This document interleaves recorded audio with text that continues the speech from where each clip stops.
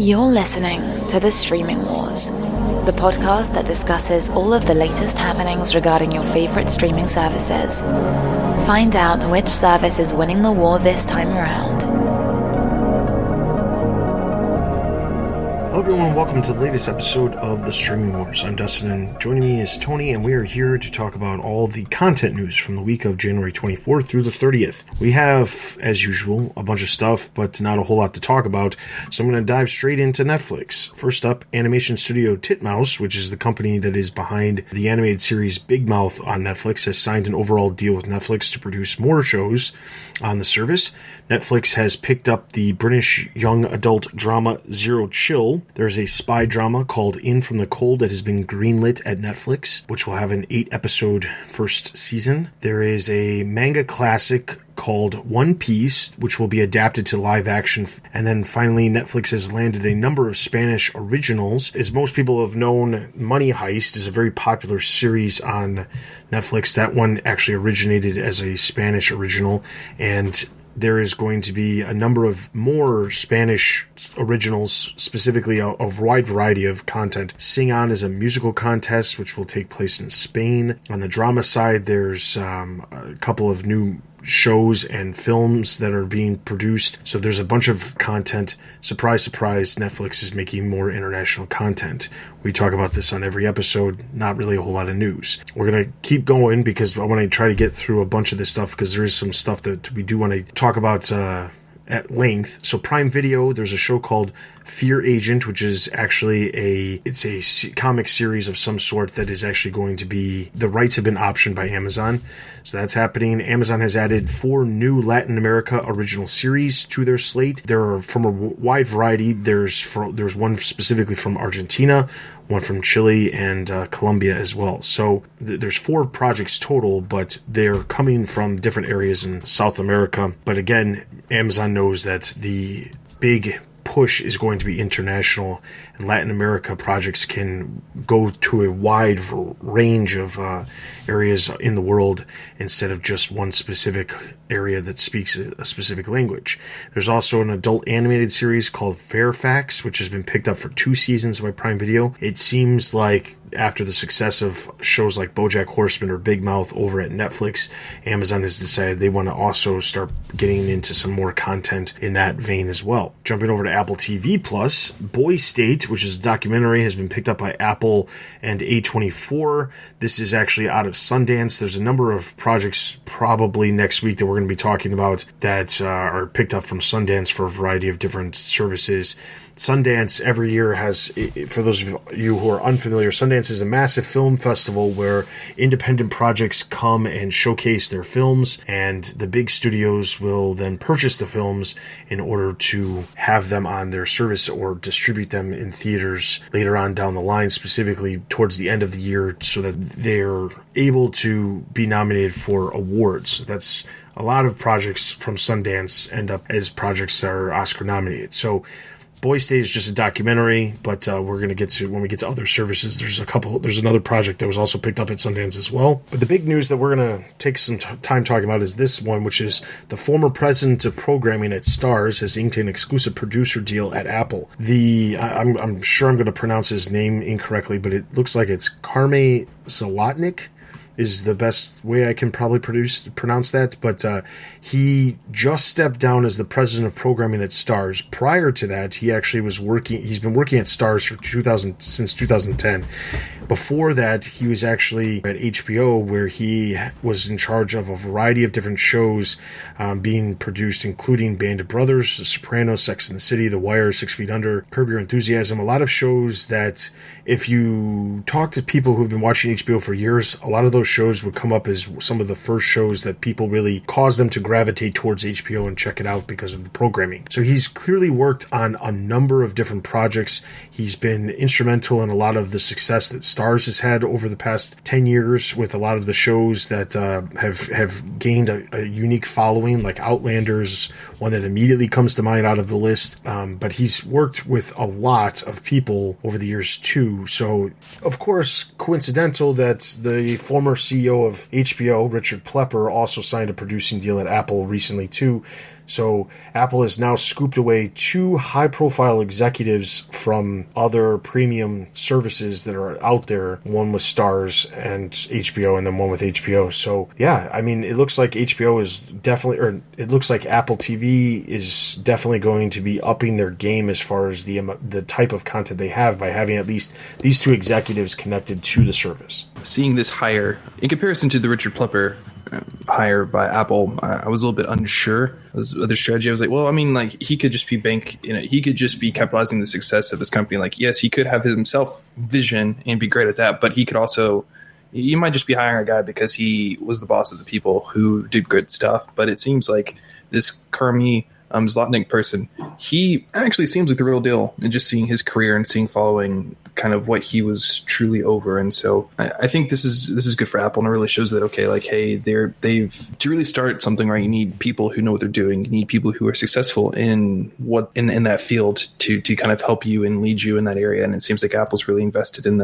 okay, like, I know we're young, I know that we got a lot to go, so let's hire established, people in the industry, and you can clearly see them really push for high name executives and then creatives as well to really push forward their service. And so seeing this hire, like, I know it immediately doesn't give me, it's not an immediate, great thing for Apple because it takes time to produce content, but it does give me more assurance that, okay, they're taking this actually seriously for the future and wanting to be one of the top tier content producers, and not necessarily like a per volume type thing, but definitely in quality, and how they're striving to aim for like HBO like quality in terms of just how good it is and how relevant it is to people and how much the audience likes it. So it's nice to see Apple really push for that, and I think this hire makes me feel a lot better about the strategy. The Richard Plepper one, like, once again, like, seeing his resume, I couldn't tell if wasn't more just a correlation or causation, but it seems like for Zlotnick, it's very much when he came, he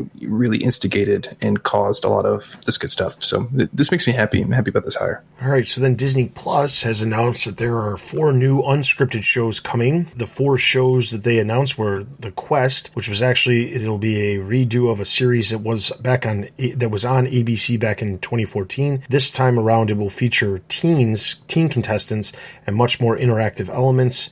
This is filmed, the show will be filmed at a castle outside of Vienna, Austria, and is set in a fantasy world where the contestants encounter mystical beings and magical encounters, complete with seamless technology, creature design, practical effects. So it's basically people interacting with a fantasy world. Then there's also The Maze, which is an adventure competition series. Then in the documentary side of things, they've commissioned a untitled Pixar series from the producer of Supper Club, which will follow Pixar's Spark Shorts program, process of how they were chosen and the creation of them. And then National Geographic will be putting together Meet the Chimps, which will take viewers into the secret life of one of the largest and most unique wildlife sanctuaries in the world, Chimp Haven. So those are the projects that Disney has announced. Those are all coming in the future, no specific dates, but that is 4 new unscripted. And for those of you who have been wondering, I don't know, maybe it's just me who wants to make this known, unscripted series cost extremely less money to create than scripted series. So in the sense of you can create unscripted series very quickly with not a whole lot of money, and that tends to be why a lot of cable channels produce so much reality shows or so many game shows or so many things that are very easy to produce because they don't cost a lot of money to actually create. For Disney Plus, it makes sense because they can get some more content going while they're spending money on the scripted stuff like the Marvel and Star Wars stuff down the line. So that's why there would be more unscripted shows and why we've been hearing more about more unscripted shows coming. All right, moving over to HBO Max. HBO Max has passed on the comedy series Delilah. There's a new comedy from Mike Schur that has gotten a pilot order at HBO Max. Mike Schur, who is the person behind The Good Place, which just wrapped up on NBC. A comedy series based on the life of Ada Rodriguez is in development at HBO Max as well. This is actually being produced by Tiffany Haddish. Jumping over to other services. First off with Quibi. Chance the Rapper has been announced as the host of the new Punk'd revival. Then we also have Quibi has set the host for the dog lifestyle series Barkature, which deals with luxurious dog homes. I know, it's exactly what everybody was hoping for. Then jumping over to Hulu. Hulu has scrapped 2 of the 4 Marvel animated series they announced last year. They have scrapped the Howard the Duck and Tiger Dazzler. Those are both not going to be moving forward. It's probably smart by them, just being real. Yeah, I mean, I can't say that I was incredibly interested in any of the projects they announced, honestly. Yeah. But I'm not surprised that some of them aren't actually going to end up moving forward. Though there is still 2. I know one of them is MODOK, which I don't know hardly anything about some of these characters, but there's that one and there's still one other one, but I can't remember what it is off the top of my head. But those are still, at least for now, moving forward. Aileen Brosh McKenna has inked a deal with ABC Studios, and she has a series called Hit, which will be coming to Hulu. She'll be also producing not only content for ABC Studios, but for Disney as a whole, so you can expect probably more content on Hulu from her as well. And then Hulu has picked up Palm Springs, which is an Andy Samberg comedy drama at Sundance as well, and that will be coming to the service in the future. And then finally, the last piece of information we have that is not related to any of those services is that Robert Rodriguez will be bringing exclusive projects to Tubi. Now, you might be asking, wait, what's Tubi? Well, here's the thing. Tubi is yet another streaming service that has actually been around since 2014, and you might not have heard of it because it's not something that a lot of people would hear, but it's very similar in the vein of like Pluto TV, where it is content that you go to the app, you can watch content live, and you can choose different channels to watch the content live on, and there's advertisements interspiced with it. I became familiar with Tubi because it was, I believe, November.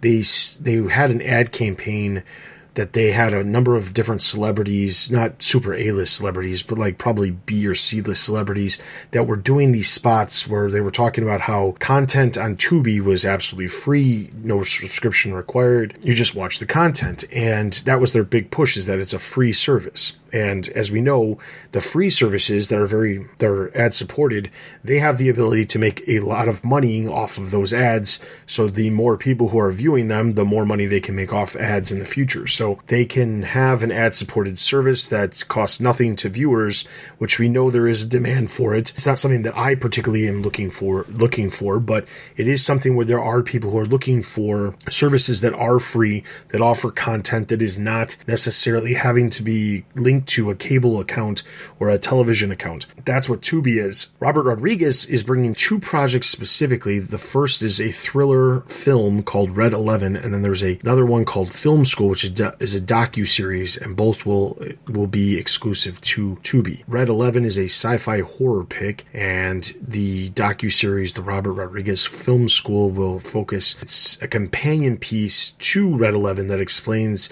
his guerrilla filmmaking process while speaking to filmmakers and entrepreneurs alike and overcoming the perceived limitations of time, budget, and other variables. So these are coming in the future to Tubi. Once we have a little bit more information for that, we'll let you know. That is all the news related to all the content. As far as trailers that have been released, there's been a number as usual. So here we go. My Hollow Love on Netflix coming February 7th. Cagister of an Insect Cage on Netflix coming on February 6th.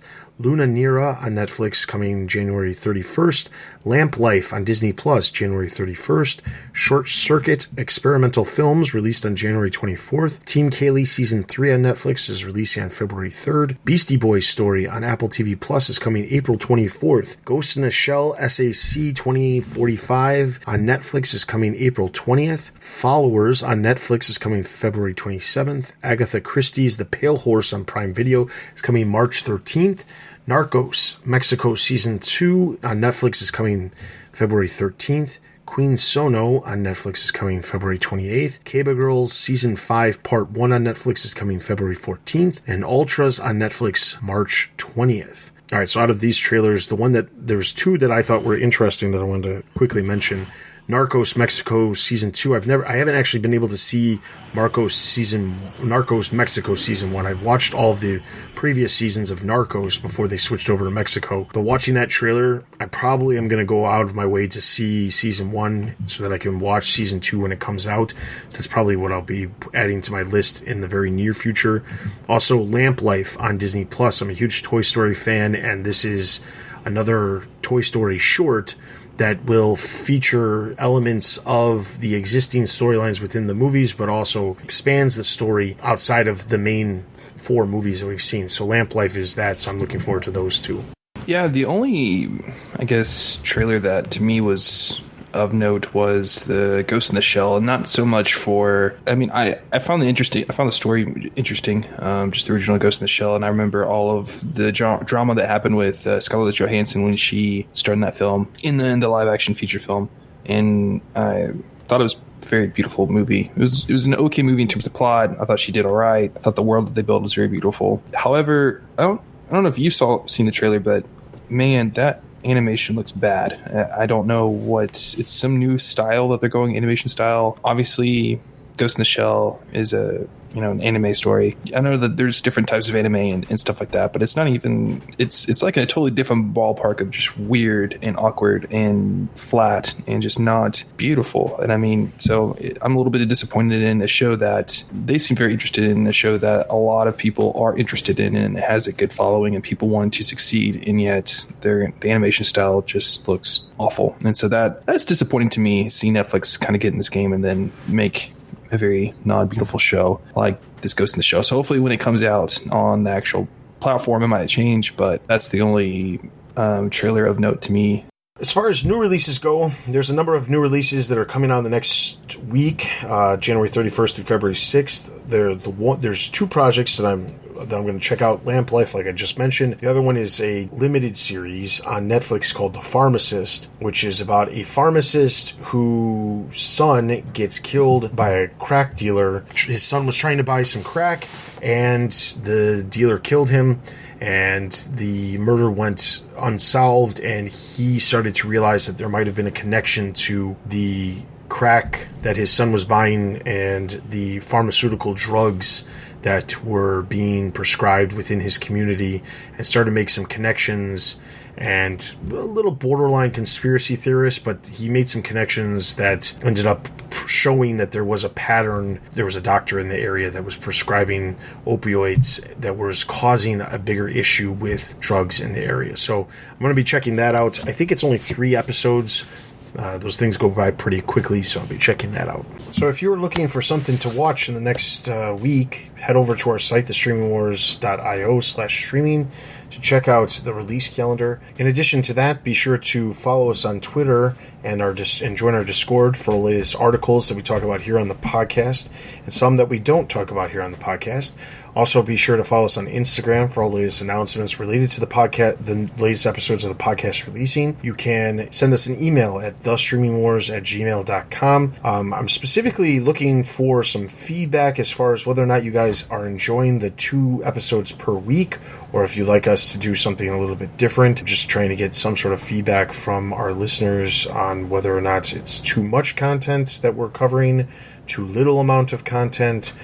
As far as the amount that we're producing, shoot us an email and let us know. Do you want us to fight more? Do you want us to agree more? I mean, I feel like we agree a lot, so they probably want a little bit more, spice and we'll have to start hostility. Fighting. We'll have to start calling you names. But for real, anything you guys have, just email us and let us know. And then outside of that, you can find this podcast on all the podcast platforms, as well as YouTube and over on Pandora as well. You can leave us reviews wherever you hear this podcast. Those are always greatly appreciated. And with that is everything for this very, very short episode of content news from the Streaming Wars. We'll see you guys next time. Thanks for listening to the Streaming Wars. Check us out on Twitter and Instagram. Also consider supporting us on Patreon. Links can be found at thestreamingwars.io.